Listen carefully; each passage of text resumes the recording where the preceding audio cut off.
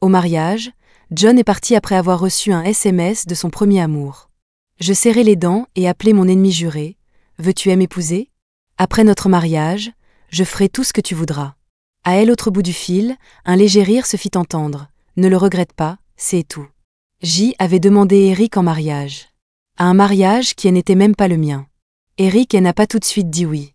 Il était méfiant. Comment savoir que tu m'utilises pas seulement, pour ensuite me jeter une fois que tout sera terminé?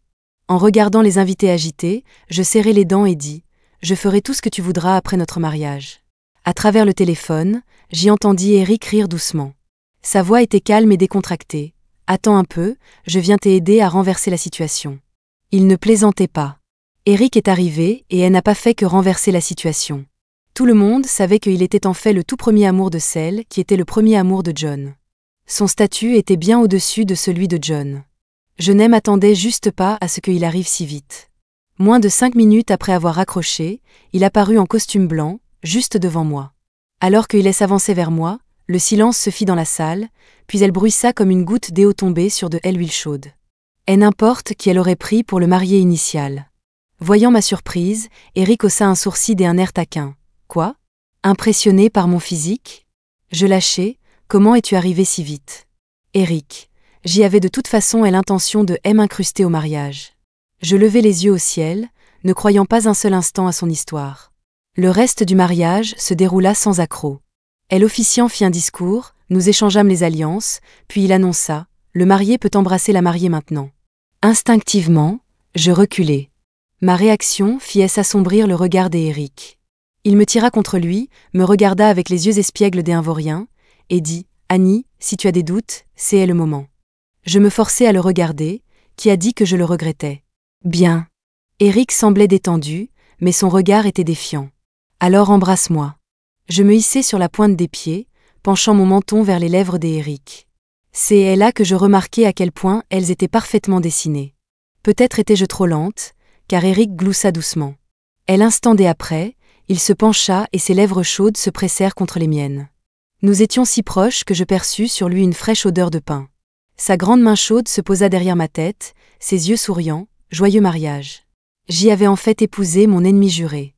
Le type pour qui j'y avais juré qu'il vaudrait mieux épouser un cochon que lui. Après le mariage, Eric m'emmena dans une villa.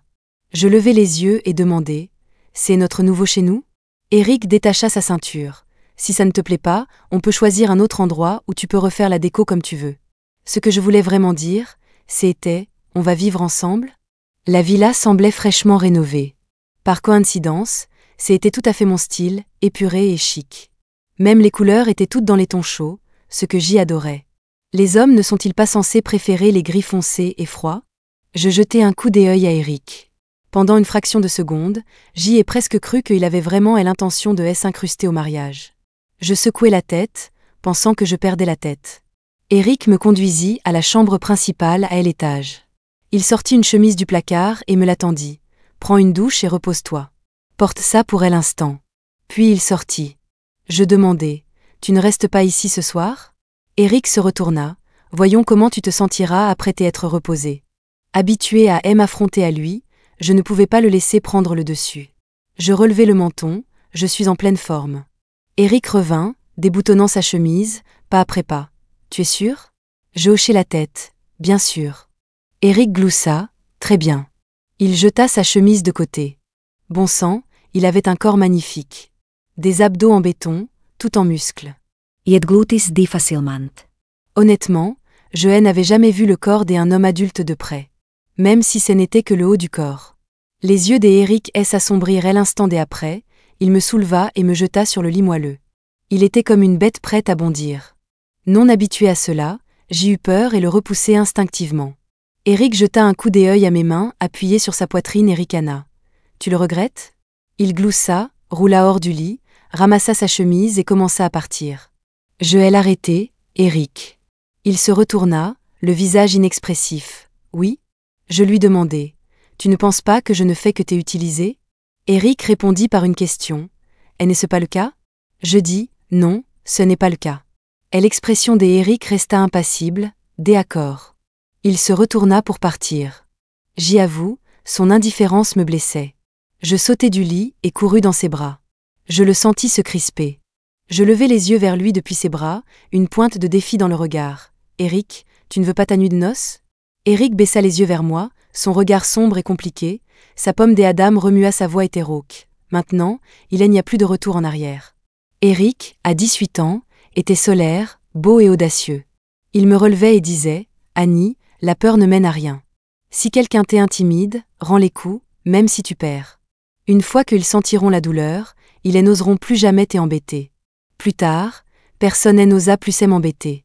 Mais ce n'était pas parce que je ripostais, c'était parce que Eric me couvrait.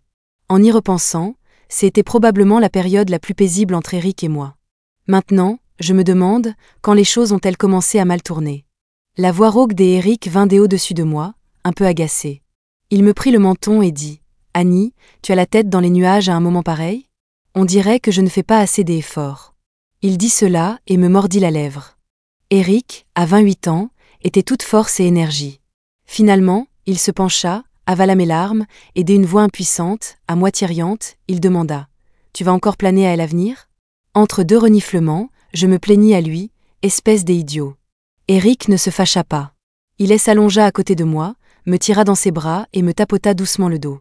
Je ne sais pas combien de temps cela prit, mais après m'être calmé, il me murmura à l'oreille. C'est aussi la première fois pour moi, tu sais. Je fast opvaite. Je voulais ouvrir les yeux et me moquer de lui, mais j'y étais trop épuisé, si fatigué que mes paupières ne voulaient pas se soulever. Avant même de le savoir, je m'endormis. Quand je me réveillai le lendemain matin, Eric était déjà parti. La porte de la chambre s'ouvrit, et Eric entra, tout habillé en costume. Me voyant assoupi sur le lit, il sourit et dit « Réveillé ? J'y ai préparé le petit déjeuner. Rafraîchis-toi et descends manger. » Puis il sortit une petite valise du placard.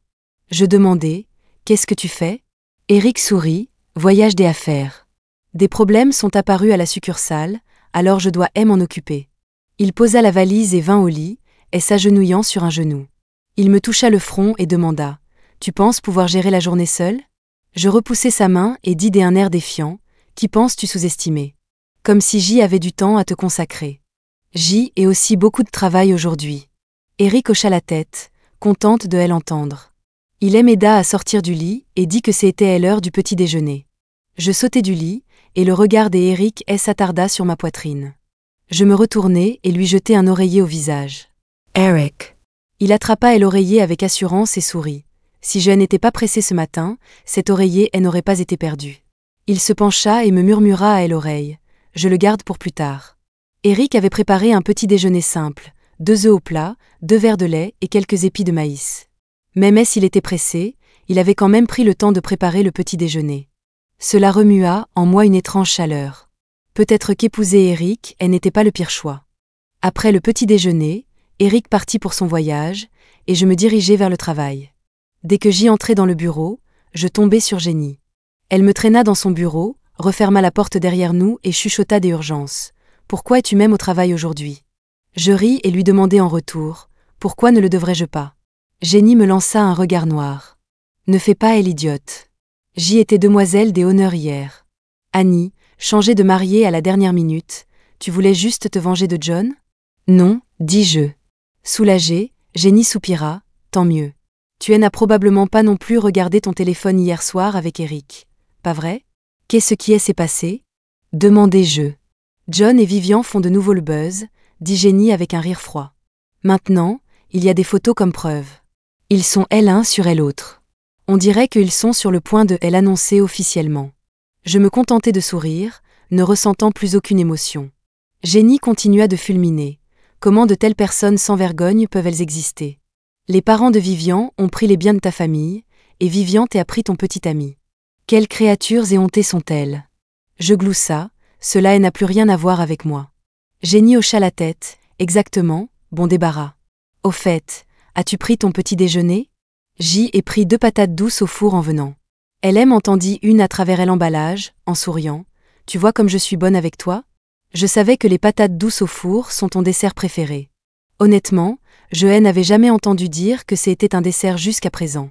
Je l'acceptais, encore chaude dans ma main. La première fois que j'y ai entendu appeler les patates douces au four un dessert, c'était de la part d'Eric. C'est à ce moment-là que j'y ai été ramenée pour la première fois dans la famille Annie. Je savais que ma tante et mon oncle craignaient que je ne réclame l'héritage de mes parents, mais ils n'avaient pas d'autre choix que de m'accueillir à cause de l'opinion publique. Cependant, m'accueillir n'était que pour les apparences. À huis clos, qui saurait comment ils me traitaient? Une fois, je suis rentré tard après que des camarades de classe M ont intimidé sur le chemin du retour. Personne ne m'avait gardé de dîner. Je n'osais même pas me faufiler dans la cuisine pour prendre de la nourriture. Ma tante et mon oncle avaient dit que c'était une règle dans la famille. Pas de nourriture après les repas. Je savais que c'était juste leur excuse pour me rendre la vie misérable, espérant que je partirais de moi-même afin qu'ils ne passent pas pour ceux qui refusaient de m'élever. À l'époque, j'y étais faible, impuissante, effrayée, incapable de faire autre chose que me cacher et pleurer. Eric escalada le mur pour me trouver, des patates douces fraîchement cuites au four lui réchauffant les mains. Il m'en tendit une. Je ne voulais pas que quiconque sache comment ma tante et mon oncle me traitaient, ils ne feraient que se venger plus durement. Alors je dis, j'y ai déjà mangé. Mais Eric me la poussa dans les mains.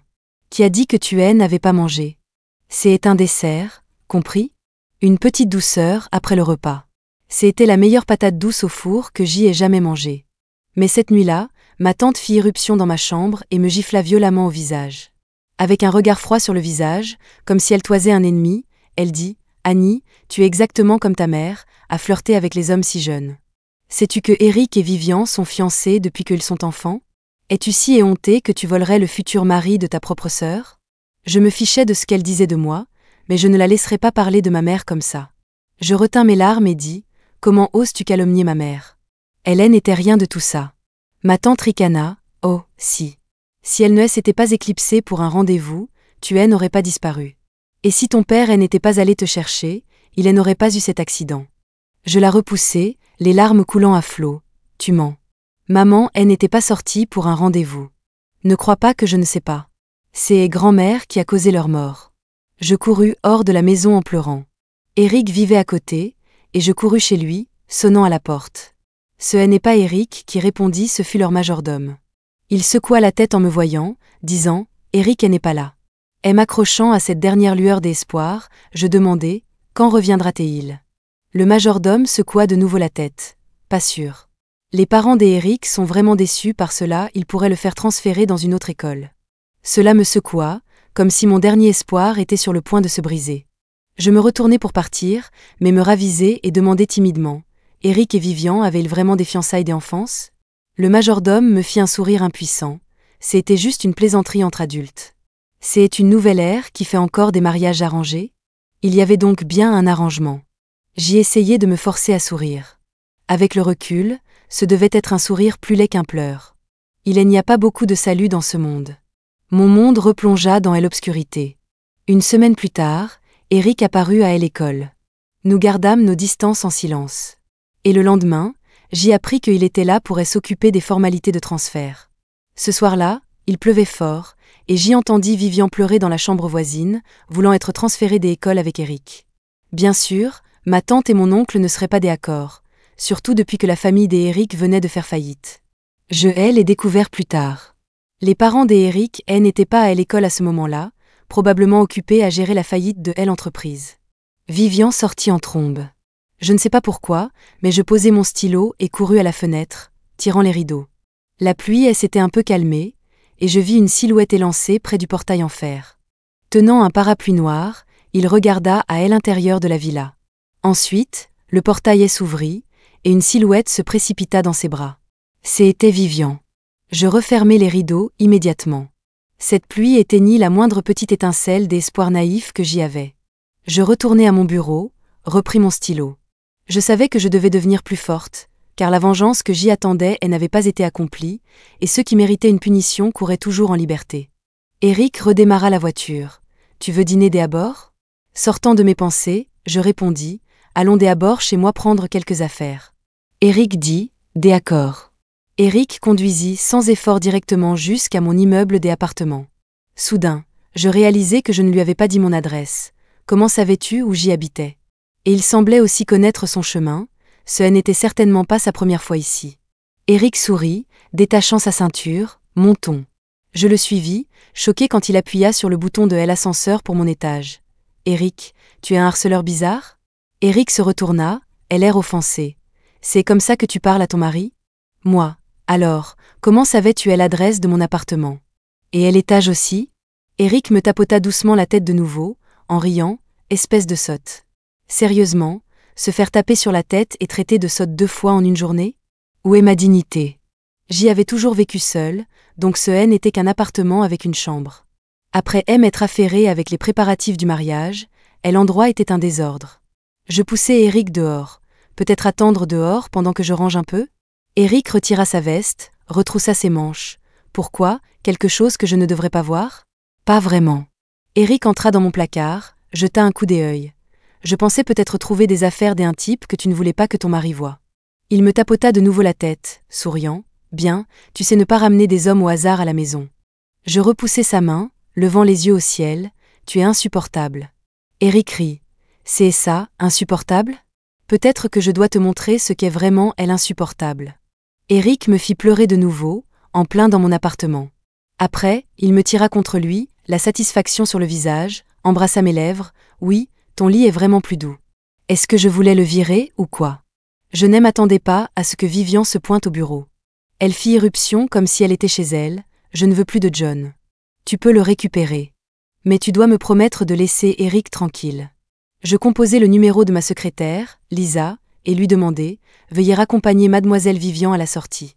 Furieuse que je la congédie, le visage parfaitement maquillé de Vivian se tordit de rage. « Tu es folle? C'est l'entreprise de mes parents. » Je lui rappelai « Je possède 70% de cette entreprise. » Vivian cria « Sans mes parents, cette entreprise se serait effondrée il y a longtemps. Tu n'as aucun droit d'accaparer toutes ces actions. Ils auraient dû te laisser pourrir au lieu de te ramasser dans cet orphelinat. » Je pointai le plafond et dis nonchalamment « Il y a une caméra dans mon bureau. Super HD. » Vivian parut un instant un peu décontenancée, mais elle retrouva ensuite son calme et dit « Tu mens. » Je haussai les épaules, crois-le ou non. Juste à ce moment-là, Lisa entra, et je lui dis « À partir de maintenant, ne laisse plus entrer n'importe quel fauteur de trouble dans mon bureau sans rendez-vous. » Lisa hocha légèrement la tête. « Désolée, Annie. Je m'en assurerai la prochaine fois. » Vivian serra les dents et me lança un regard venimeux. Je souris et désignai la caméra derrière moi. Vivian ricana. « Très bien, Annie, mais tu penses vraiment que Eric t'aime? Il ne s'intéresse qu'aux parts de ton entreprise. Ce n'est qu'un mariage des affaires. » Je gloussa. Je ne sais pas s'il m'aime, mais je suis à peu près sûr qu'il ne t'aime pas, toi. Cela sembla toucher une corde sensible, et Vivian était visiblement contrariée. Lisa dit alors, « Mademoiselle Vivian, si vous ne partez pas maintenant, je devrais appeler la sécurité. » Vivian, elle n'avait pas peur de la sécurité, elle avait peur qu'il y ait réellement une caméra dans mon bureau. Et il y en avait une, car qui sait quel genre de personne pourrait y entrer. Juste au moment où Vivian partait, John arriva. Mais Lisa avait appris la leçon sans rendez-vous, elle ne le laissait pas entrer. John n'eut des autres choix que de plaider en bas. « Annie, retrouvons-nous au café en face et parlons, » dit John. Je répondis, « Ton premier amour vient de partir. Au lieu de perdre ton temps avec moi, pourquoi ne la poursuis-tu pas? » Sa confiance semble affaiblir. « Annie, j'y ai beaucoup réfléchi récemment, et j'y ai réalisé que c'est toi que j'y aime. Reviens vers moi. » Je ris. Qu'est-ce qui lui faisait croire que je retournerais vers lui juste parce qu'il le disait? Peut-être avais-je été trop indulgente avec lui auparavant et lui avais donné la mauvaise idée. Je dis, tu es tellement idiot de t'être attaché à quelqu'un qui ne t'aime pas. Juste à ce moment-là, la voix de John au bout du fil changea.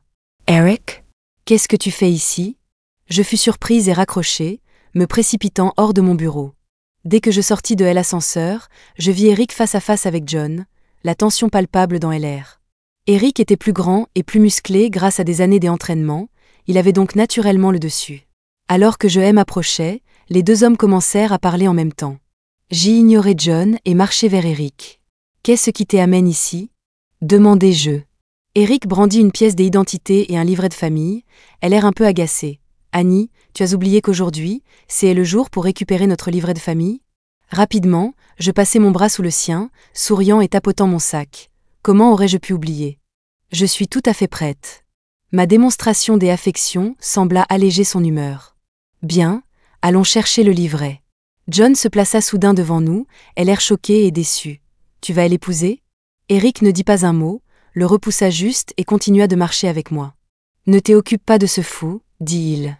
John trébucha, maintenant à peine son équilibre, et sembla vouloir nous arrêter de nouveau, mais les agents de sécurité de génie lui barrèrent le chemin. Elle s'était délectée du drame et dit avec jubilation. Tu as trompé mon amie avec Vivian alors que tu sortais avec elle, et maintenant tu te jettes sur elle alors qu'elle se marie. Pathetic. John était furieux, mais les gardes le maintinrent, de sorte qu'il ne put rien faire.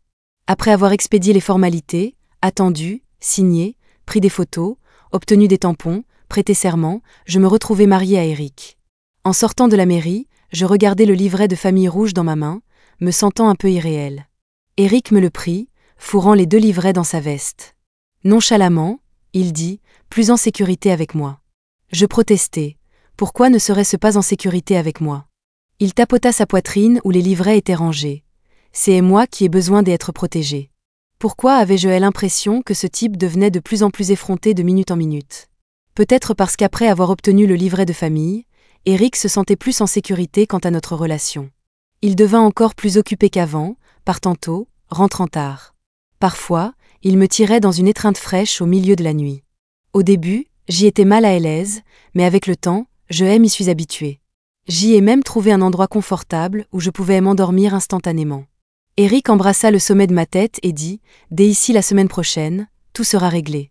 On pourra partir en lune de miel. » J'y ouvris les yeux, voyant son visage agaçant beau sous la douce lumière de la nuit. « Je ne peux pas partir en lune de miel tout de suite, » répondis-je. Eric demanda « Pourquoi? Le travail est-il si prenant ?» Je dis « J'y ai la preuve que mon oncle et ma tante ont détourné des fonds de l'entreprise. »« Qu'est-ce que tu vas faire? Les envoyer en prison ?» demanda Eric. Je secouai la tête. Ma mère n'était pas appréciée de sa famille parce qu'elle avait épousé mon père. Ils ont tout fait pour la repousser, allant même jusqu'à comploter pour que je sois kidnappée, ce qui a finalement conduit à l'accident de mes parents alors qu'ils me cherchaient. Mais c'était l'œuvre de ma grand-mère, pas de mon oncle et ma tante. Ils veulent juste mon héritage. Maintenant que ma grand-mère est partie depuis longtemps, tant qu'ils quitteront l'entreprise, je ne les poursuivrai pas. Dans l'obscurité, Eric me serra plus fort. Sa voix habituellement ferme s'adoucit. « Je suis là. Tu peux faire ce que tu veux, » dit-il. Ce nouveau sentiment de sécurité se répandit de mon cœur jusqu'au bout de mes doigts, et je le serrai en retour, hochant la tête. Le temps sembla sans importance. Avant de m'endormir, la voix d'Eric revint. « Annie, la nuit avant que je ne déménage, je suis restée devant ta porte presque toute la nuit. Pourquoi n'es-tu pas sortie me voir ?» Je fus prise au dépourvu, complètement réveillée maintenant, alors que les souvenirs de cette nuit avec Vivian dans les bras d'Eric inondaient mon esprit. Je demandai « M'attendais-tu cette nuit-là » Eric me lâcha et me tint le visage entre ses mains. Nos yeux étaient adaptés à l'obscurité. Je pouvais voir son expression mêlée de frustration et d'impuissance. Il dit « Annie, es-tu sans cœur ?» Il pleuvait à verse cette nuit-là. Si ce n'était pas toi que j'y attendais, alors qui? Je répondis « N'attendais-tu pas Vivian ?» Eric gloussa des incrédulités, puis se souvint soudain de quelque chose. Il demanda « Tu n'as pas vu la note que je t'ai laissée ?» Plus de confusion me frappa. « Quelle note ?» demandai-je. Eric dit « Le jour où je suis allée à l'école pour m'occuper de mon transfert, je craignais de te parler ouvertement et de causer des problèmes. Alors j'y ai glissé un mot dans ton livre de maths, puisque tu n'avais pas de téléphone à l'époque. Quand j'y étais à l'école, ma tante et mon oncle ne me permettaient pas d'y avoir de téléphone, disant que c'était contre les règles de l'école. J'y ai acheté mon premier téléphone avec l'argent que j'y avais gagné en donnant des cours particuliers quand j'y étais à l'université. Je dis, je ne l'ai jamais reçue. À qui as-tu demandé de la mettre dans mon livre de maths? Howard, répondit Eric.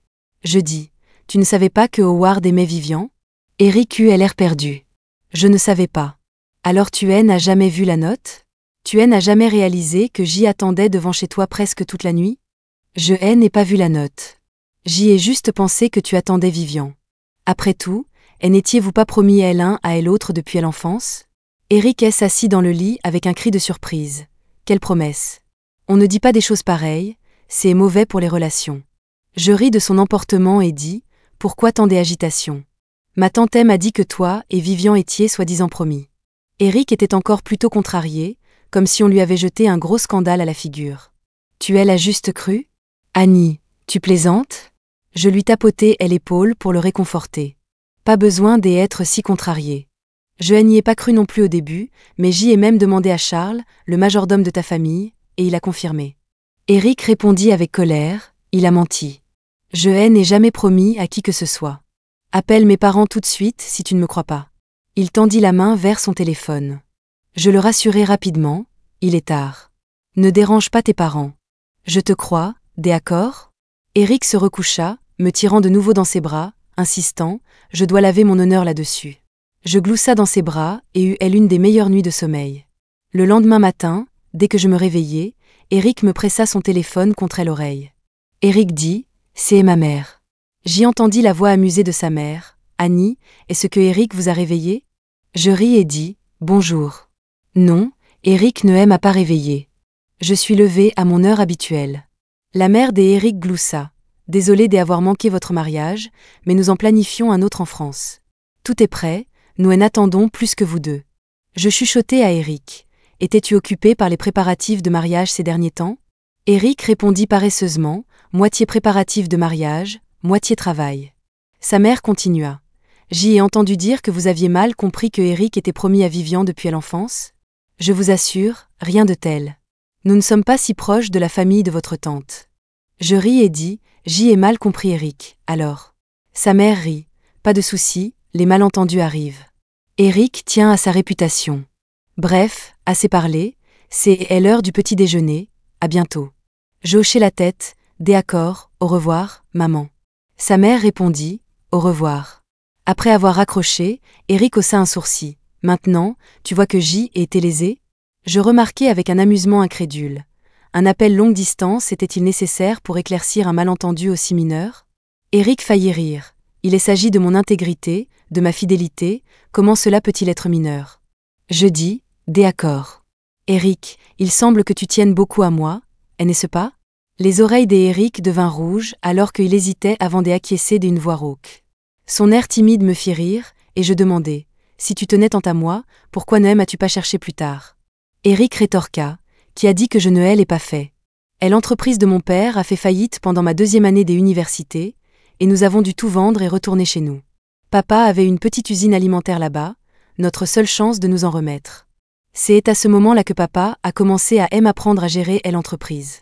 5 ans plus tard, nous avons reconstruit notre vie. Je suis allée à ton école pour te trouver, mais je t'ai vu avec John. Eric fit une pause, puis ricana. Heureusement, il s'est avéré être un mauvais choix, me donnant une 2e chance.